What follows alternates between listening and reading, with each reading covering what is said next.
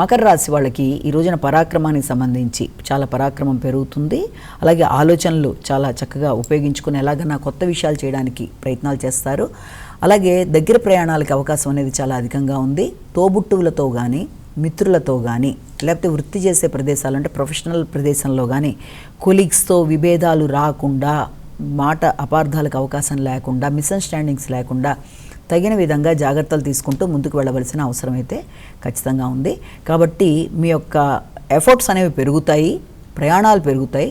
సమస్యలు రాకుండా కొలీగ్స్తో జాగ్రత్తలు తీసుకుంటూ ముందుకు వెళ్ళినట్లయితే అన్ని విధాలా అనుకూలంగా ఉంటుంది. కుంభరాశి వాళ్ళకి ఈ రోజున ఆర్థిక సంబంధమైన విషయాలలో ఘర్షణాత్మకమైన వాతావరణం అనేది ఉంటుంది. ఆహారానికి సంబంధించిన విషయాల్లో కూడా కొంత ఇబ్బంది అనేది ఎదుర్కొంటారు.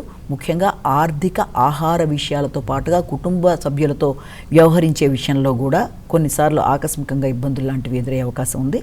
ఇచ్చిన మాట నిలబెట్టుకోవడానికి ప్రయత్నం చేయండి. అనవసరమైన వివాదాల్లోకి వెళ్లకుండా ఆరోగ్య విషయంలో జాగ్రత్తలు తీసుకుంటూ అనవసరమైన ఖర్చులకు దూరంగా ఉంటూ ముందుకు వెళ్ళినట్లయితే ఈ రోజున చాలా వరకు అనుకూలంగా ఉంటుంది. అనవసరమైన వాగ్దానాలకు దూరంగా ఉంటే అపార్థాలకి మొదలైన వాటి దూరంగా ఉండడం వల్ల మీకు అన్ని విధాలా అనుకూలంగా ఉంటుంది. మీనరాశి వాళ్ళకి ఈ రోజున కాన్ఫిడెన్స్ లెవెల్స్ కొంతవరకు తగ్గుతూ వస్తాయి.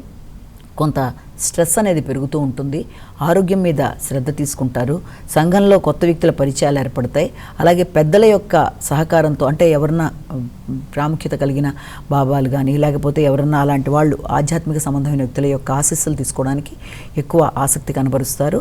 అలాగే ప్రత్యేకంగా మాత్రం ఆరోగ్యం గురించి ఈ రోజున ఆలోచించడం, ఆర్థిక సంబంధమైన విషయాల్ని ఎలా పెంచుకోవాలన్న విషయం మీద ఆలోచనలు చేయడం, ఒకేసారి అనేక రకాలైన ఆలోచనలు ఆరోగ్యం, ఆర్థికం, కుటుంబం, సంతానం అందరి గురించి ఎలా చేస్తే బాగుంటుంది, ఏ పని ఎలా చేయాలన్న విషయం మీద కొంత కన్ఫ్యూజన్తో కూడిన స్ట్రెస్ అనేది ఉంటుంది. దాన్ని అధిగమించే ప్రయత్నాలు చేయాలి.